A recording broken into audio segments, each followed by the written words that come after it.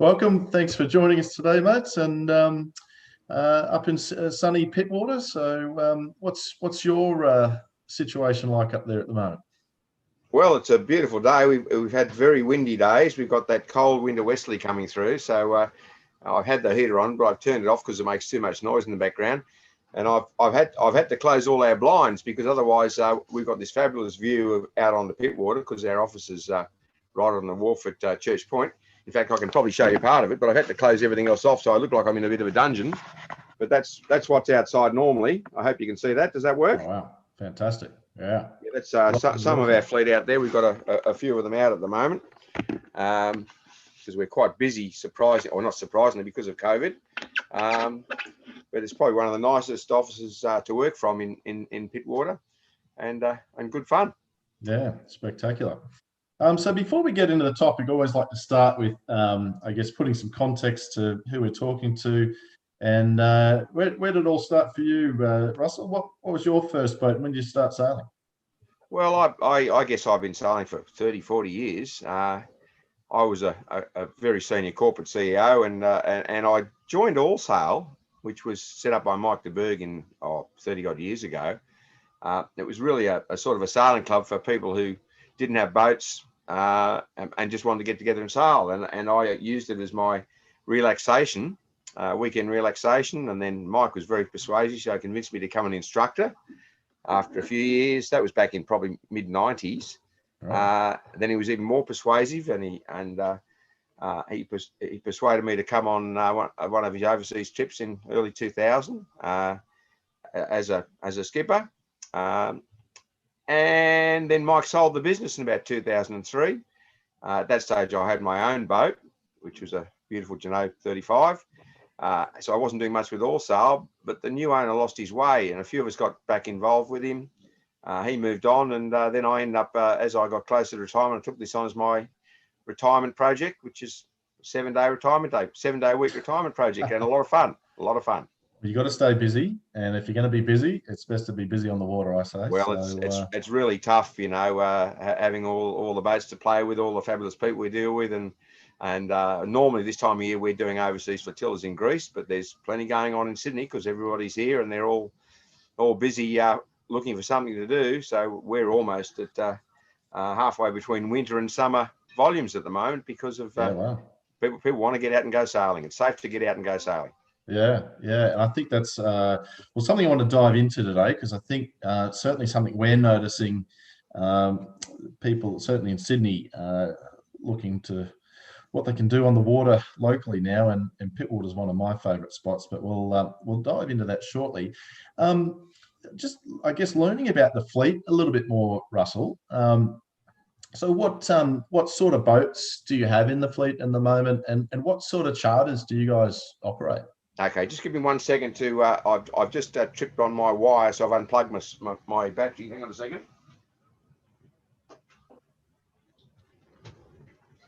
That's better. That makes sure I won't lose you now. Boats. Well, we've got mono hulls. We've got a Beneteau 39, a Very 40 Sport, which is good fun. Both 3 cabin, 2 bathrooms. A little Hunter 33. We took over Pittwater Yacht Charter. It came into our fleet about 2 years ago when Smart Boating decided just to do syndication. Yep. And it fitted in perfectly with us because we're all about variable cost sailing. So we've got the 3 mono hulls plus the Sydney 38 that does good corporate work and racing and so on. So that's attractive to people who want to go racing or who want to do corporate, team building days. And with Pittwater Yacht Charter, what came was some catamarans. We've got an older Seawind 1000, which is a fabulous party boat. I think I've got a photo here that I'll bring up. Sorry? I've got a photo here I'll bring up. Yeah, that's a good idea. We've got a Seawind 1000. That's it, Tekin. It's been around on Pittwater forever. It's very, very popular. It's a good party boat and quite good for a few days away.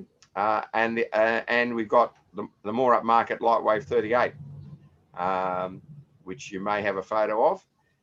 It was just in here a second ago, but it's gone back out. It's out for about 7 days. That looks like one of the parties, is it? Oh, there's some girls having a nice party on the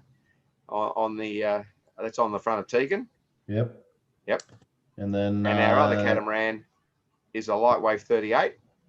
which is more upmarket and more your go away for a few days type of boat. Very comfortable, lots of room, all the bells and whistles. So we've got both budget boats in monos and cats, and upmarket platinum boats, as we call them, in both monos and cats. And quite frankly, come the main part of summer, it's hard to keep up with demand. So we are, probably need another cat and another mono for the coming season and thereafter. Yeah. Right. Fantastic.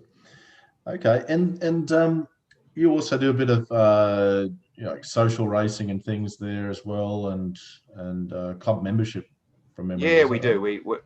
We have multi sources of revenue to make sure our boats make their money, and to make sure that our customers, our owners' boats make money. So, for instance, the Sydney 38 races probably 2 or 3 times a week. People pay to come racing. We've won. The Bavaria 40S does the Monday night twilights. In fact, and the Monday night twilights on Pittwater are the series, and we've been on the podium with both boats for the last 3 or 4 years. And another challenge, the Sydney 38 won the previous year, and in its division, Dancing Star won this year, and the Sydney 38 came second. So with that, and at some of the racing we do with the Raw Motor and with the RPA, we're very, very active on Pittwater. And that's good marketing, because success competing is good for marketing all of our services, and again, a lot of fun, great lifestyle. Well, I think too the multiple revenue streams is really smart, particularly for somewhere like Sydney and Pittwater, where you've got. I couldn't quite hear that. Sorry. I was just saying the multiple revenue streams, I think, is a clever idea, given the seasonal nature of Sydney. Well, exactly on each of our, well, not all of them, but on most of our charter boats, in inverted commas, we run a non-equity yacht share program. We have a few members that are paying, say, 6, 8 or 9 grand a year for a certain number of days use of the boat. And the great value of that is that covers the basic costs of the boats. So we make sure that we've got happy customers, we've got full price. It's like filling an airplane. You've got, cheap economy and first class. So we've got people at different levels of yield, making sure the boat makes money. So we've got happy customers, happy owners, and I'm happy because I make money too. It's all good. Happy days. All right. So why would someone go to Pittwater to charter a boat as opposed to the Whitsundays or Sydney or somewhere else? No. Well, right now the Whitsundays is difficult to get to, if not impossible, unless you're a Queenslander. Yeah. Overseas is closed. As I said, normally I'd be in Greece this time of year, finishing off Greek charters over there and then coming home ready for our summer season. But Pittwater's easy. The harbour's a great place to go for a day sail or to go racing, but there's nowhere to go overnight. Whitsundays is great. The negative maybe is that you've got all the reefs and the tides and so on. Pittwater's easy. It's an hour from Sydney. There's over 100 anchorages, lots of moorings. You get around the corner into America Bay, Refuge Bay. It's just fabulous. And the pubs want you, so you can pull up into Patonga Beach. In fact, there's a shot from America Bay that's looking down from the waterfall. Spectacular shot. America Bay, that's one of probably Sydney's safest and calmest anchorages. And there's over 100 odd moorings in there. The only time you can't pick up moorings is at maybe Christmas Day or Boxing Day or New Year's Eve. But in the middle of that picture, there's a nice wide open area where it's about 4 meters deep, and you can drop an anchor in mud and you're not going to go anywhere. So there's a lot of good reasons to be sailing on Pittwater, Broken Bay and the Ku-ring-gai Chase National Park, as opposed to for a number of days rather than in Sydney. And you can drop off at Hallett's Beach and play with the goannas, get up in the morning, just go over to Cottage Point, pick up a cup of coffee, or stay there for lunch at the Cottage Point kiosk. The new pub at Patonga Beach is fabulous. It's all good. I'm just going to bring up a map here for those that haven't actually spent much time up there. The drive from Sydney to Church Point is probably only well, from the northern part of Sydney, is probably only 30 minutes or so, right? Or 20 minutes on a weekend, maybe a bit more on a weekday. But well, you can see where we are on that graph. We're probably one of those dots there, I think. One of those flags, one of those red flags down. Well, it's Scotland Island. Yeah, so Scotland Island looks like you've got a red flag down on Scotland Island. We're just south of Scotland Island, on the point where your cursor was just then. Just come back down a little bit. That's us on McCarrs Creek. See where it says McCarrs Creek Road and Pittwater Road? oh, yep. To the left. Just there. Yeah, that's it. That's the ferry wharf. That's where we live. And you can go all the way up Church Point, round the corner into Broken Bay, inside Lion Island, and down to Cowan Creek. It's all really good. In fact, if you go there, that's our fleet, or some of our fleet, hanging off from the wharf there. Right. Yeah. So from there, people would cruise out, and you've got a few nice bays. You've got the basin. Yeah. Well, good lunch spots are Morning Bay, which I think is on the screen now. The basin. Morning Gray's a fabulous place to finish your charter, because you wake up in the morning. At night, you've got the lights of Newport, but you're in a calm area. You get it's called Morning Bay because you get the early morning sun, pack up, and you're back on the, back at our base within 10-15 minutes. So a great way to finish a charter that finishes in the morning. Same thing in the afternoon. Spend the afternoon there, and then just toddle over back to Church Point. So it's a very it is Sydney's best kept secret cruising ground. And then you've got, like you said, Patonga Pub, which is a nice day outing. And then you've got Patonga Beach. Patonga Beach is limited. If you've got a southerly blowing, it's not the place to be, because you've got the surfs coming in. But on a nice quiet day with a northerly, which is what summer's like, without a lot of swell, you can pick up a mooring there. The hotel's got its own moorings, or you can drop the anchor, dinghy in. And the people that own the boathouse at Palm Beach have taken over the pub. It's fabulous, real good fun place for lunch. And then you just toddle around the corner to over to Refuge Bay to spend the night. So it's all pretty close, but there's plenty of area to go sailing. And because of the different angles of the bays, even on a cat, you can always find a good wind for a good sail. Or, as we all know, cats are the world's best motorboats anyway. So you can always just motor to your next destination, your next fun area. And there's lots and lots of national parks moorings, and lots of club moorings that in most cases you won't be asked to move from. And there's even some nice restaurants there at Cottage Point, and plenty of other anchorages up in some of these Smiths Creek. That's right. You can get up to Cooner Bay. You've got the Cottage Point kiosk at Cottage Point, which reminds me of the little rustic restaurants you see when you go cruising in the west coast of Canada. And you've got the Cottage Point Inn, which is super upmarket, just around the corner, and they're both really good value depending on what you want to do. Yeah, we always stop over here, particularly the Cottage Point kiosk there for their famous fish curry. It's always a winner. That's fabulous, isn't it? Yeah, and they've got a mooring that a lot of people don't know about. It's got a Bellaroma coffee sign on it, and it's about 40 metres off the wharf. So if it's vacant, or if you ring them and they make sure it's vacant, you can hook up there. And it's about two strokes to the dinghy dock, and you're in. So it's all very convenient. So the typical time frame for a bareboat charter up around Pittwater and Broken Bay, how long's a regular charter go for up there? Well, people do weekends, but we do a 3 and 5 day midweek, or 7 days.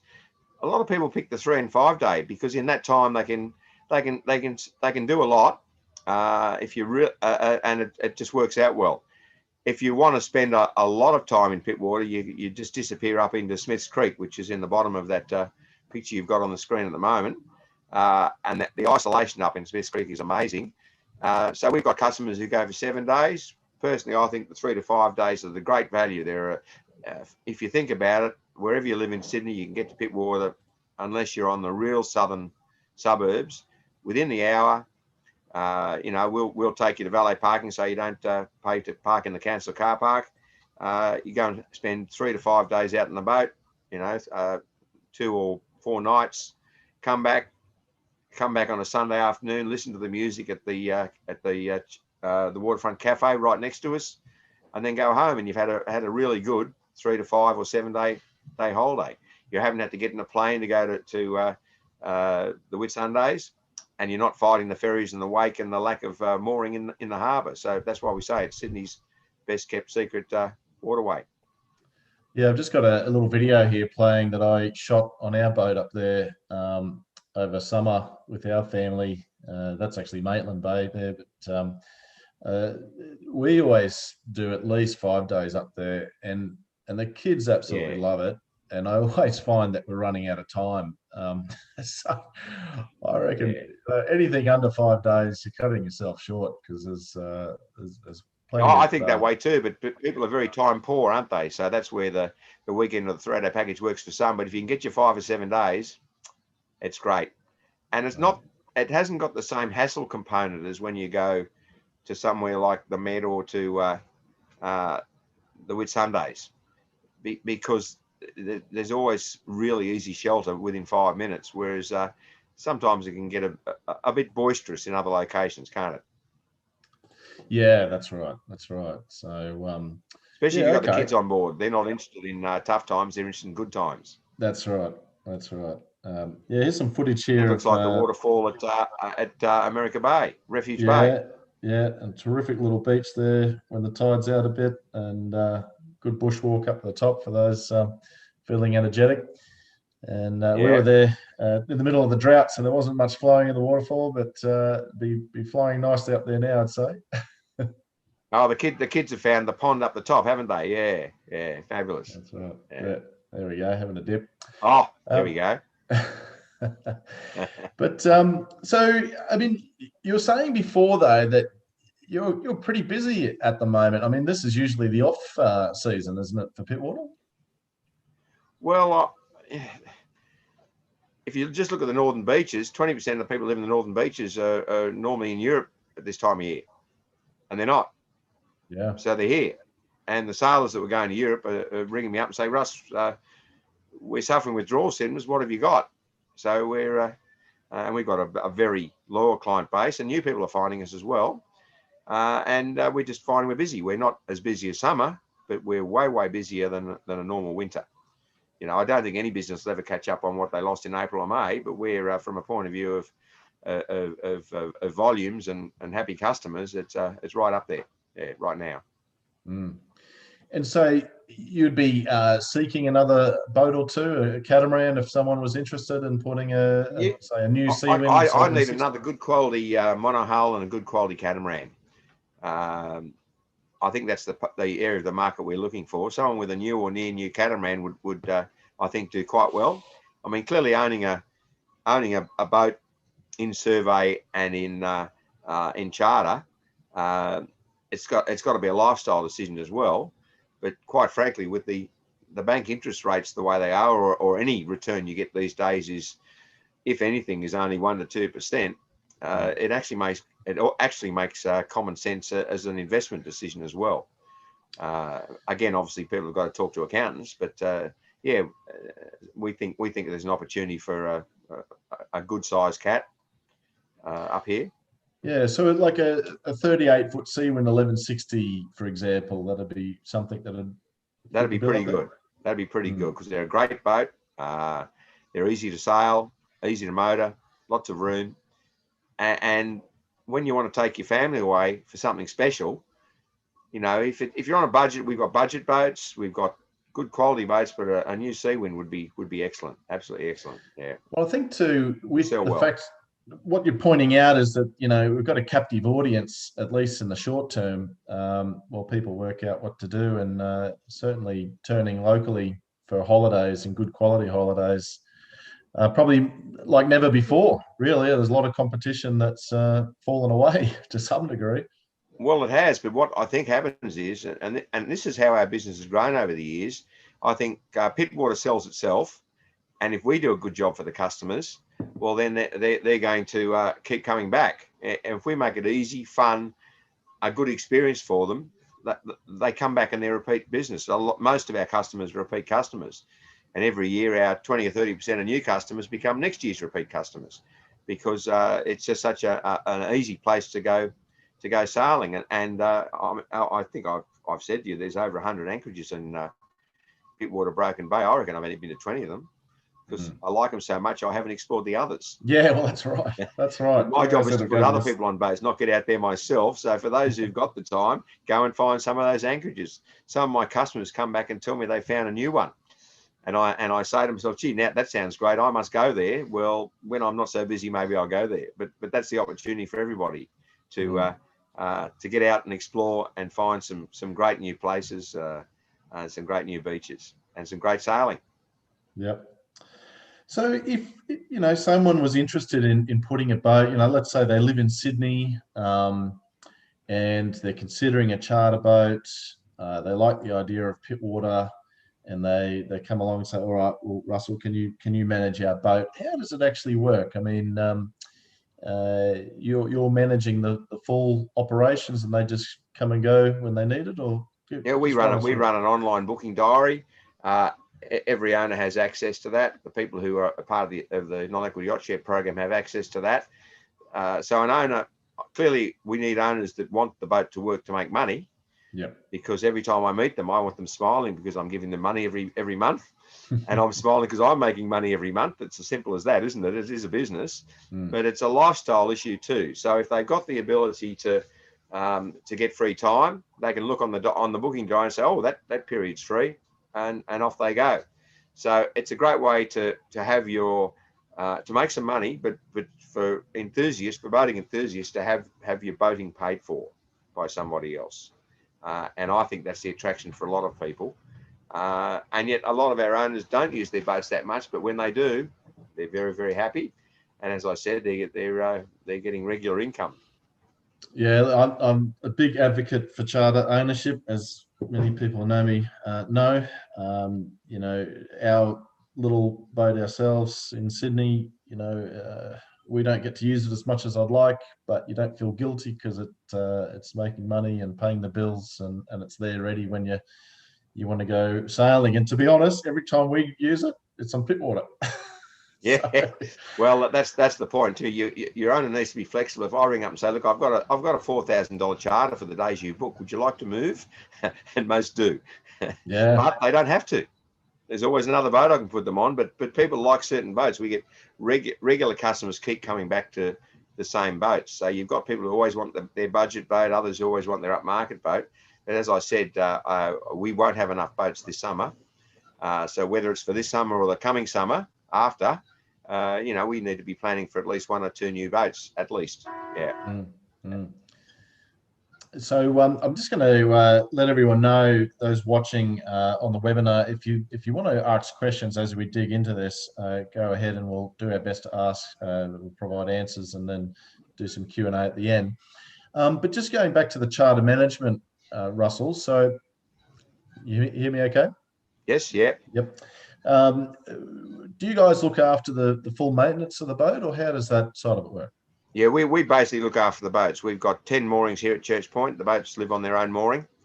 Obviously, they're not all full of charter boats at the moment, because we have a fleet of 7, and we have other people using moorings, and we have spare moorings. So we've got capacity to take extra boats. So we look after the boats, we look after all the maintenance, we look after all the issues with AMSA regarding surveys and checks and so on.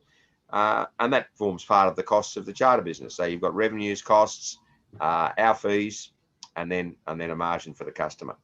Yeah. Yeah. If the customer wants to do something capital on their boat, we can assist them with that. Sometimes they want to upgrade something. That's all well and good. Our job is to get profitable business on the boat, but also look after the boat. And that's why I say people have to be serious that they want their boat chartered, because we're not just in the business of looking after the boat for a small amount of revenue. We want to look after the boat for a good return for everybody involved, but there's always plenty of days available for the owners to use their own boats. In fact, the Giddy Up, our big cat, has got its owners out in the boat this week for the full week themselves. So they're going to have 2 or 3 days of good blowy sails, and then 2 or 3 days of just hanging around in the moorings. Or I know they're going to the Pittwater pub on Wednesday if the wind dies down, so they're already ready to enjoy their week. Yeah, fantastic. And who can charter a boat like a bareboat? I mean, do you have? Is there any prerequisites, or can anyone charter the boat? How do you handle, I guess, the skill level?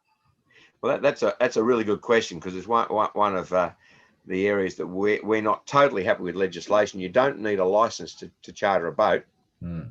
You need a license to operate a motorboat, but you don't need a license to charter a sailing boat, because in theory it doesn't do more than 10 knots. But I've got to suggest that if in certain conditions it might be a bit more effort involved in sailing a boat. But we're very fussy about who we charter to. We're an IYT training school, so we teach people how to sail, an Australian sailing school as well. And a lot of the people we teach end up being our charterers. And we produce the ICC for people chartering overseas. So more and more people are getting qualifications, but a lot of Australians have just got lots of experience. If you haven't got experience, we'll respectfully suggest that you can't have a boat without a skipper. But if you've got good charter experience, good sailing experience, we get a resume, we check out the customers. We want happy customers and straight boats, not unhappy customers and not straight boats, not straight people. And we really, really don't want to take their security deposit. It's really simple. Yeah. That's the way we run our business. Yeah, and that's a good point, that there is a security deposit for each charterer, no doubt. Yeah, we don't want it. We don't want to take the security deposit. We'd rather say no to the charterer than, if they really haven't got the skills, or say that's fine, go out with a skipper, or if they're not quite right, go out with a skipper instructor and have a day's instruction, and then finish your charter with a level of confidence and competence that's going to make you're safe and the boat safe. Pittwater is a little bit different in terms of its, I guess, its natural arrangement there, where there's not as many shallow spots, certainly not as many reefs as you'd expect in the Whitsundays, and a heck of a lot of moorings that you can pick up, right? Yeah. So it's pretty hard to hit anything with your keel on Pittwater. Even harder on a cat. You've got about 3 meters over the sandbar as you go around the corner past Palm Beach, but it's very, very well marked, and you've really got to be doing something really dumb or stupid to run aground on Pittwater. So there's a natural protection because of the nature of the waterways we've got here, as you said, as opposed to some other sailing areas where there's always a reef or something that people can run into. Yeah. And actually, I've just had a question come through here around what sort of average returns you'd expect for a Seawin 1160 or something of that size on a charter. Well, it depends on how much work we get in it. I mean, just in round terms, our average owner is putting 20 grand in their pocket at the end of the year. Sometimes more, sometimes less, depending on what's available for their boat and what they want to do. Mm-hmm. But really, that's just a number. Anybody who's interested, we'd have to discuss it with them. They'd have to discuss it with their accountant. If they buy the boat from you, that obviously you've got lots and lots of input into that, because I know you've done lots and lots of charter boats. So that's just a throwaway number. My attitude is that, as I think I said to you, every time I see my owners, I want them smiling at me, and I want to be smiling at them, because we're both happy with the arrangement, and that's a real simple way to do business. Yeah. Yeah, and when you're talking 20 grand in your hand, I mean, that's after, I guess, all of the expenses and maintenance. It should be, yeah, it should be after all the expenses. You never know when something big's going to happen, but generally we don't have those issues. We basically don't have issues with people damaging boats, and unless something dramatically goes wrong with a boat from another reason, or there's some major upgrade needed on an older boat, the returns are fairly well assured. Yeah. So you're talking around sort of 3% or thereabouts return on the boats. So I'm sorry, I missed that. Around 3%, 2 to 3% return on I the would say boats. so. Yeah, yeah. So it's actually and maybe probably on a newer Seawind 1160, yes, because of the capital investment. That's probably about your return. But if you're an enthusiast, that's you're not going to get that in the bank. That's And true. you've got a boat. You've got a boat. You've got someone else paying for your boat. So if that's what you want to do, yeah. Well, that's right. And if you want to get a boat anyway, this is certainly a pretty economical means to get there, especially if it's just parked up the road. Exactly. If it's just up the road, if you live northwest or north or inner city or inner west, it's real easy to get to Pittwater, and a lot less crowded when you get here. So you've got more into to play, and most people on Pittwater know what they're doing. I know we go to that Sydney Harbour 2 or 3 times a year. We really enjoy it. We go down and do the Sydney Harbour Regatta, and we can usually with 2 boats, and we can normally score a podium on that and have a lot of fun. We go down for the Sydney Boat Show every year. We always take a couple of boats down for the boat show. But other than that, we often do a passage down to the harbour, and when we get into the harbour, it's choppier under the bridge than it is offshore. So there's lots of reasons to be sailing on Pittwater. You haven't got the ferries to worry about, and you haven't got the weekend warriors as much that aren't quite sure what they should be doing with their power boats when they see a sailing boat coming at them. Oh, absolutely. The traffic on particularly once you're up into the Hawkesbury compared to Sydney Harbour on a weekend is chalk and cheese. The race to get to the Spit Bridge on Middle Harbour on a Saturday or a Sunday afternoon can be horrendous at times, can't it? That's right. That's right. So just a question of just off the cuff, out of my personal interest, we do have the occasional boat. When things are normal in terms of borders being open, that will go to the Whitsundays for their winter peak seasons and then come down to Sydney for the summer season. Yeah. Would you be open to something like that if the right boat came along? I think that's probably the right arrangement. We've got a core of boats that work all year round. The next boat's coming in. Possibly that's the go, where they work for us in summer, and they work for another operator up there in winter. Or as one of our owners does, he just toddles up there and plays for a month or so himself, and we just go cruising for winter. In winter, yeah, he just toddles up to the up to the Whitsundays. Can't do it this year, but he'll disappear in May or June. Our business continues to run here, and we have customers all year round. But in a normal winter is slower, so boats can disappear, and there's certainly revenue to be earned in the Whitsundays. In our winter, that's their peak season. So you put the two together, and it can be quite lucrative for an owner working with the right operator. So we really need extra boats to November to March and April is really when we need the extra capacity. Well, that's a good point that we should make to our other Seawind owners that come to Sydney, because the beauty of going to Pittwater is it's just bare boating in the Whitsundays and bare boating in Pittwater. You're not changing the style of charter quite as much. You might do some party charters, no doubt, as well. But certainly I assume there's more bare boating on Pittwater than there is party charters. Is that a fair assumption? Oh, we do a certain number of party charters, but I mean the harbours day sail corporates and day sail party charters. We're not so much. We're more bareboat and skippered charters for groups, and some party and corporate charters. Yeah. This is much more the bareboat territory up here, and it's easy. It's easy bareboating territory. And there's really, as far as catamarans go, there's not that much competition these days as far as bareboats go on Pittwater, is there? I mean, there's not. No, that's why I need another boat. Yeah, there's not a lot of competition. And it sort of just struck me recently that in Sydney Harbour there's a lot of catamarans that do charters down here over summer. I mean, almost too many. It's a. Well, I think their bread and butter though is the day sales and the corporates, and that might be tough this year, mightn't it? It's unknown. Yeah, it's unknown. It's probably a little bit early, but I certainly think holidays. People still want to take holidays. You can do it safely in a small group, completely COVID safe, and there's really not much else to do, is there? I mean, it's one of the great holidays you can do in your backyard. Absolutely. You Yeah. know, and have a Yeah. fantastic time Oh, with look, your we're family. expecting a very busy summer.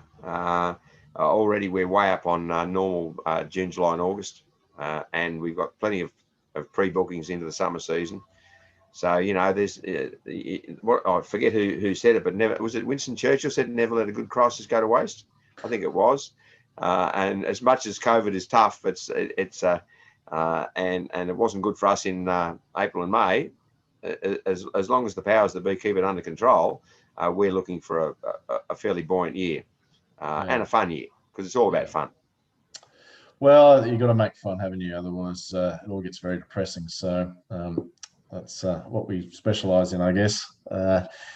But as far as just going back to capacity, I mean, when I started with Seawind some 20 years ago, there used to be quite a few Seawinds, including Teakin. Back Yes. then. Yeah, it's one of the originals. Yeah. One of the originals. And, I think we must have had close to a dozen Seawind cats up there back in the day. And admittedly, they were 1000s, but it certainly strikes me that there's a big opportunity to get boats working up there again and have a good little business running with it. That goes back to the 90s when the rules were different, and you could have a charter boat in inverted commas and not really want your boat chartered much.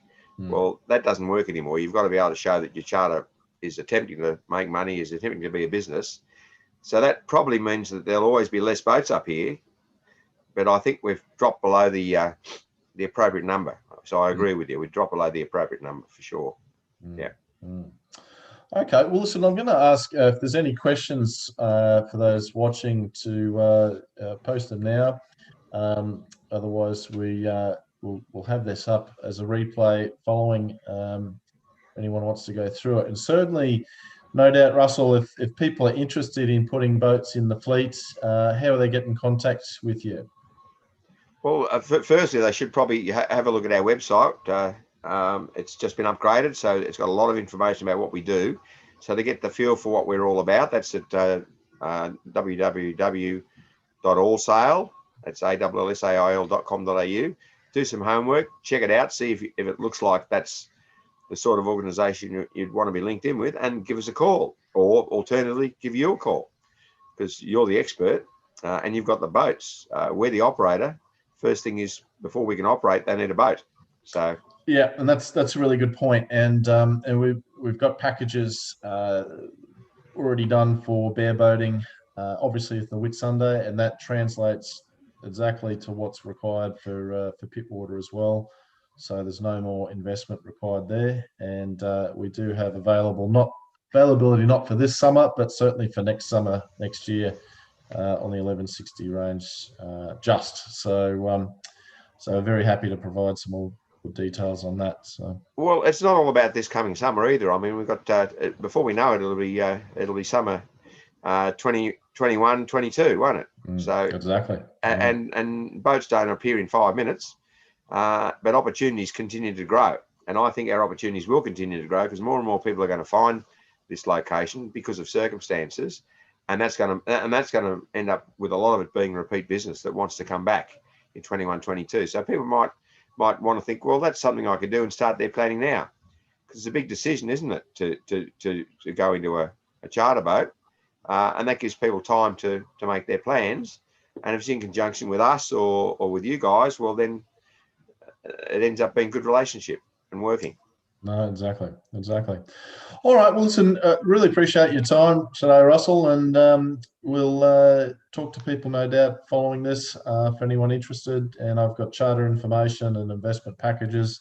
And if for those who haven't read my book, Sabbaticals, we actually go into detail about these sort of models, business models in there as well. So happy to provide those out to those interested in reading it. And just a reminder, we'll have the full replay up on YouTube and on our podcast. So just search Sabbaticals or Multi-Hull Central Sabbaticals. Russell, when this is all done, what's next on the bucket list for you, mate? Well, I've got a lovely Beneteau 43 that Sheree and I bought in Greece last year. I had a fabulous time in it last year after we finished before and after we finished our flotilla obligations over there, because we run flotillas for Australians in the Med. We had a lovely time on there, but it's sitting there waiting for me. I can't get to it. So my long-term retirement plan is to probably spend 6 months plus in Europe a few years down the track, and just enjoy Greece, Turkey, Italy, Spain, France, all those fabulous places we've been to professionally with no guests, just the two of us. Yeah, fantastic, fantastic. And failing that, I know someone gets you a nice catamaran to cruise around Australia on. Okay, so yeah, no, I've done a lot of Australia. I must admit my preference is for the Med, but you know, for long-term cruising, I think the Med is the place to be, and we can help people with that. We're an agent for Sunsail and a lot of good operators overseas, so we can help people when they can with their overseas charters. But you know, that long term, that's where we'll be. We'll be spending half of, subject to the requirements that grandchildren put on you as they keep appearing. We'll be spending probably 6 months of the year long term over in the Med. Yeah, good stuff. All right, Russell. Well, listen, thanks very much again for today, and we'll hopefully see you up in Pittwater soon. Absolutely. Thank you very much. All right, It's been a pleasure. Thank you.